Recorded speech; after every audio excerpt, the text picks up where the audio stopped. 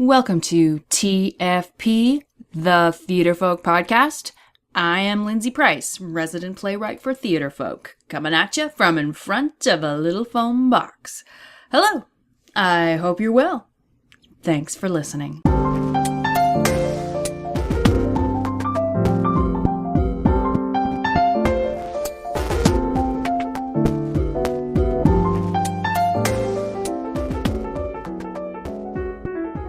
Today, this podcast is sponsored by pens. Pens. Every writer needs them. And the writing just isn't good if you don't have the perfect pen, am I right? Am I right? But first, let's do some Theater Folk news. So, we are adding transcripts to all of these lovely little podcasts. This way you can read along if you so choose, because I have to say, that's something I do like to do. I'm currently taking an online course with edX, and it helps me greatly to take in the audio information if I can also read the information. Not that what we're offering here is intense information, but you know what I mean. And hopefully that's going to make our little podcast findable, because when you search online for something, you search with words, you know?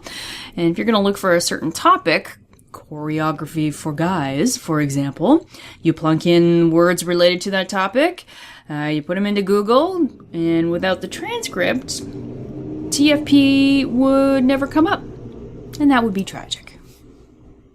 Now, if we relate to what you're searching for, our bright, shining, smiling faces will pop up because of our transcript. Well, our podcast will anyway. Lastly, where can you find this podcast? We post new episodes every Wednesday at theaterfolk.com and on our Facebook page and Twitter. You can find us on youtube.com/theaterfolk. You can find us on the Stitcher app. And you can subscribe to TFP on iTunes. All you have to do is search on the word Theater Folk. Episode 50. Podcast love. 50. I cannot believe we have been able to put together that many of these in a row. That is a lot of talking for someone who does not like talking to people. Who knew? Must mean I really like you guys.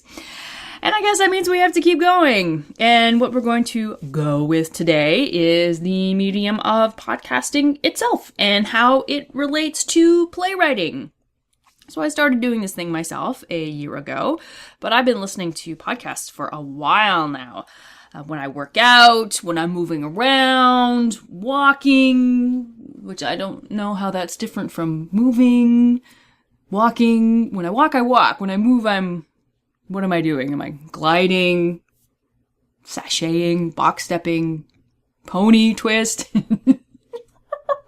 Okay, where am I? All right. I'm working out. I'm walking. When I'm on a road trip, I am listening to podcasts. I will always pick spoken word over music.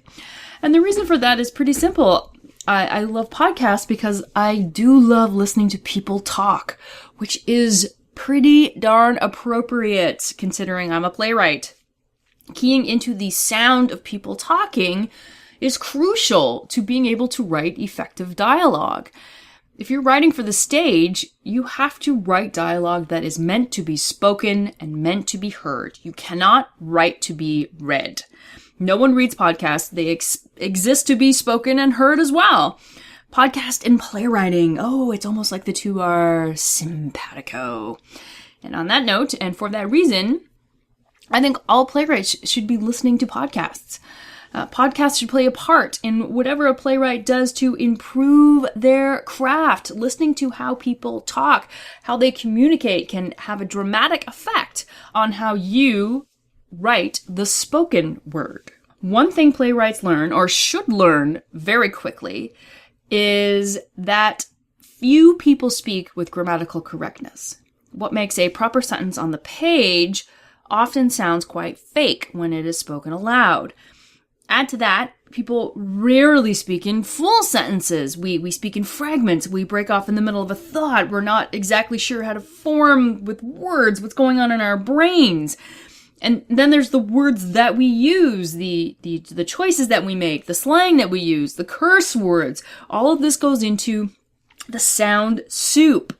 And then if there are two people in conversation, it's not polite. We often talk over each other, interrupt each other, try to finish each other's thoughts. And then there's the noises that people make when they talk. The spoken word is filled with noises, uncomfortable laughter, sighs, coughs. We throw in ums, left, right, and center. And the podcasts that are most successful are those that find a way to sound natural, sound human, and yet are still listenable with all of this that goes into the sound that human beings make. I have to say, this is 3/4 of the reason that I have to write down a lot of what I say when I talk to you. Yes, you. I'm talking to you. Only you. Because when I'm left to my own devices, you'd never be able to understand what I'm trying to communicate. I will often be talking to Craig, and I'll just peter off into nothing. And Craig will be staring at me, trying to figure out what I am trying to say. And I have already moved off onto another conversation in my head. And I'm like, what? I didn't finish? Huh? I'm also a very rabid ummer. I all the time. I hate it about my speech.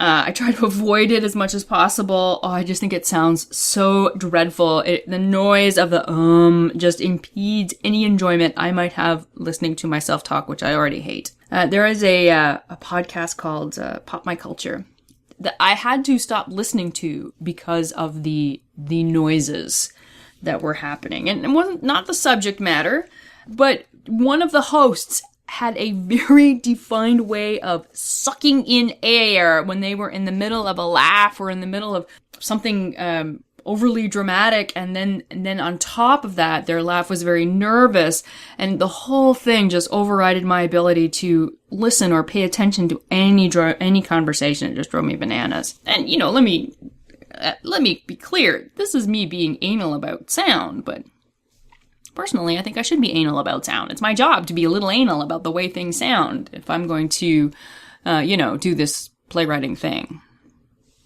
So further to the sound that's happening in a conversation on a podcast, there's also the whole notion of character.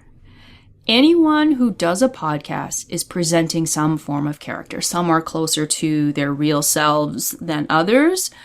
But what has to really ring true across the board is that at the other end of the microphone, there is someone or a couple of someones or a group of folks trying to communicate.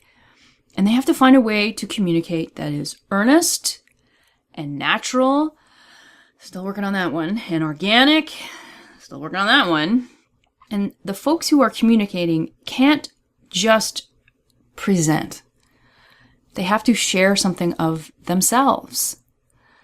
There has to be some level of personality at the heart of it, whether that be a sense of humor or dorkiness or a jovial laugh that doesn't make me crazy, or a personal point of view, or their love of what they're talking about, their fears about what they talk about, their doubts about what they're talking about. And this is where podcasting, I think, really connects. That's when podcasting is successful, to me, anyway, when there's a connection to, and a communication from the person or persons behind the podcast. And, funnily enough, that's when playwriting really connects for me. Plays are a person-to-person mode of connection. Characters trying to communicate to each other, in the microcosm, and then in the macrocosm, there's this whole communication from what's happening on stage out to the audience. And here's my share moment. Let's have a share moment here. Sharing! Okay, so the words microcosm and macrocosm are not in my vocabulary. they are words that have been come up time and time again in this course that I'm taking, and I think they're really fun words to say. I like the sound of them. I've been using them freaking everywhere.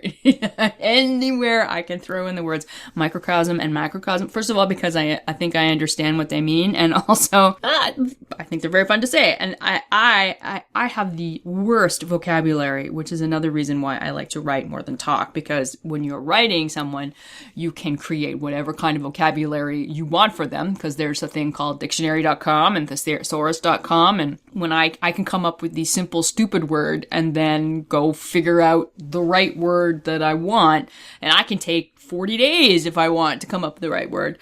I saw an interview with David Sedaris recently, where the interviewer was going on and on about how funny he was, and David just kind of looked at him and went, well, that doesn't instantly happen on TV. He needs a couple of months and a pen.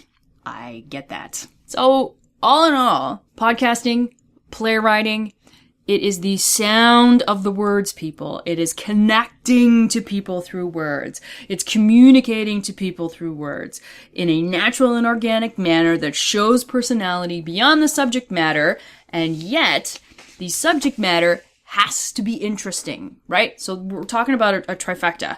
These interesting personalities can't just talk in a vacuum. There has to be a good, strong pie crust to the wonderful chocolate filling and the whipped cream and the shavings. Maybe there's some nuts. Maybe not. Personal choice.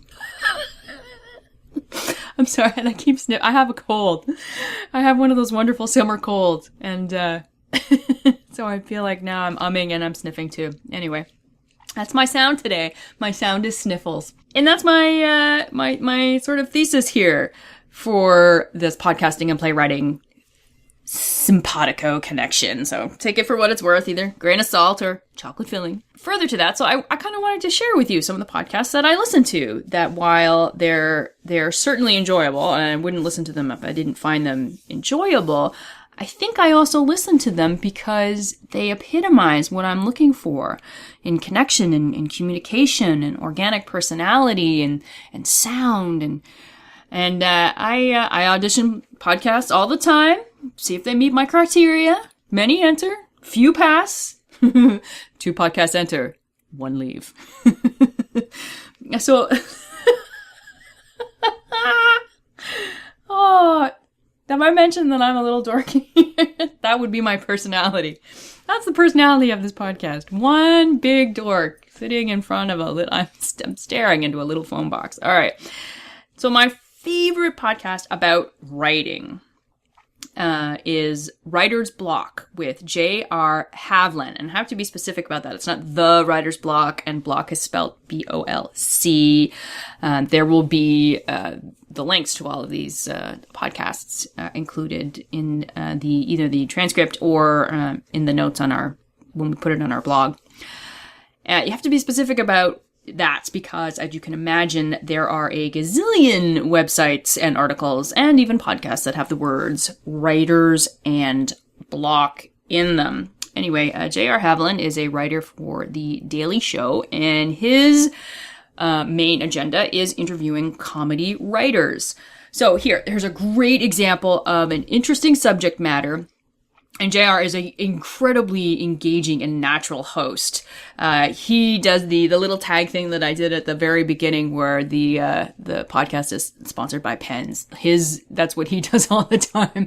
Because there are some podcasts that have, sponsors, but there's very many of us who are not sponsored by anything except our own sweat and our own tears. And so I got that from him. And I have to say, I've auditioned many, many writer podcasts that don't hold my interest for 5 minutes because I don't want to be lectured to about writing, and I want to be interested about writing. There's a number of them that just, they don't have that, they're not communicating to me. And this is the writer's block is not only interesting to listen to, it is a great writing tool. It's a great learning tool. And I'm never going to be a sitcom writer. I'm never going to be a stand-up comic. I'm never going to write for a sketch comedy show. But it's fascinating to hear about the processes of these different types of writers. And there's lots to learn, and there's lots to take in from different kinds of writing processes, so if you have ever wanted to know what it's like to write for a sitcom or a sketch comedy, a show like The Daily Show or Conan, what it's like to write alone as opposed to in a writer's room, what it's like writing for stand-up comedy, how writers get started, this one is just, I think it's chock-a-block, with information that is shared in an engaging manner. Really awesome. And then if we're talking theater podcasts, I'm going to put Broadway Radio at the top of the list for much of the same reasons. It's Broadway Radio is a review/interview show, which features 3 guys who have been involved in the theater and theater reviewing for many years. And what I quite like about the show is that they're very honest in their opinions, and sometimes they disagree. And not in a Jerry Springer, Maury Povich kind of disagree, but in a respectful, let's have a discussion kind of disagree, or here's my opinion, and I'm still going to respect your opinion, even though it's not the same as mine. They don't back down. They're very passionate about their point of view, but they don't try to yell, or they don't try to force. They stick to what they believe and what their background supports. And I love that. Disagreement is a perfect example of where podcasts have to really match personality with interesting subject matter, with the way the conversation sounds. If it's just a wall of noise, then there is no communication and zero connection, and it just makes me want to turn it off. So one of the things that I mostly listen to are stand-up comedian hosted podcasts, which are more often than not also interview podcasts.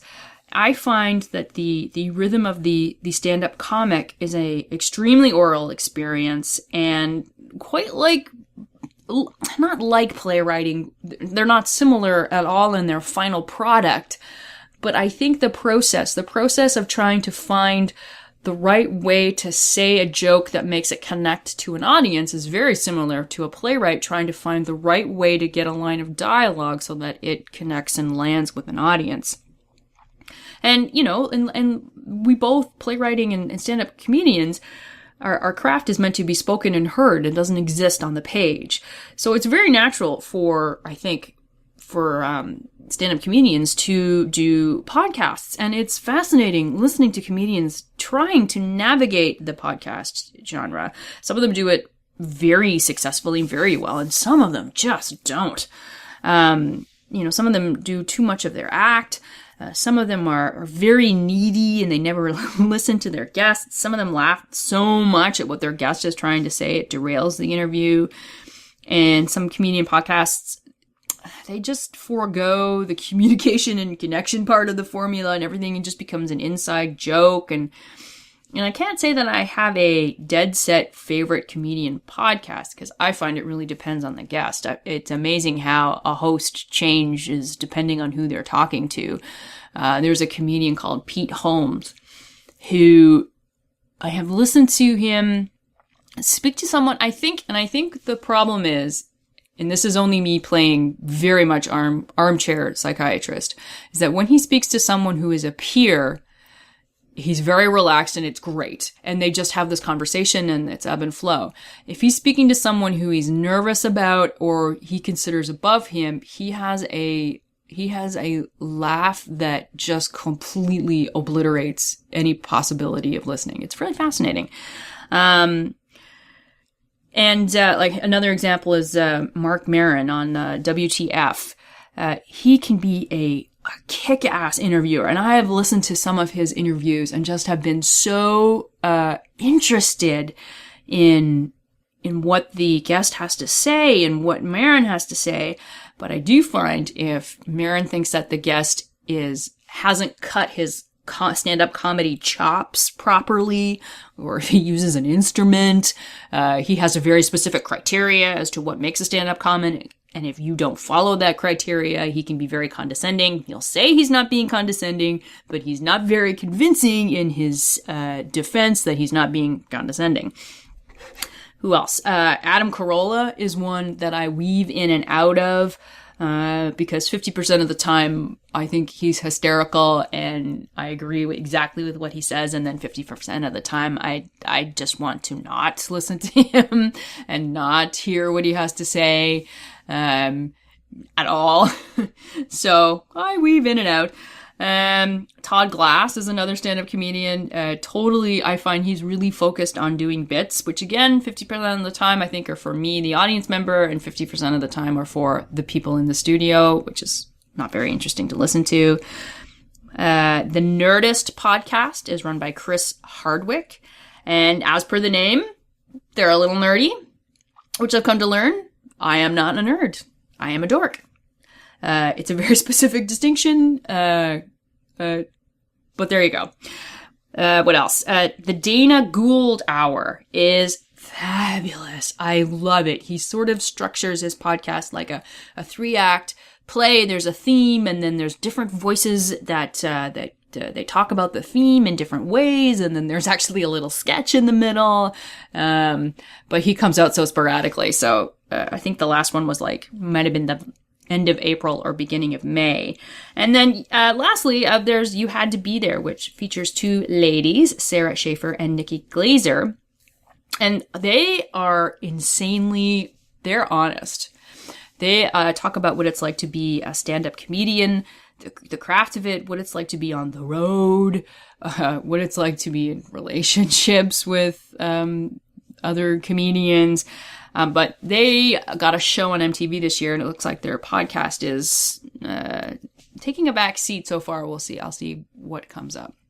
Anyway, so there is a whole whack of interesting podcasts that I think I gravitate to because of what I do, because of who I am as a playwright.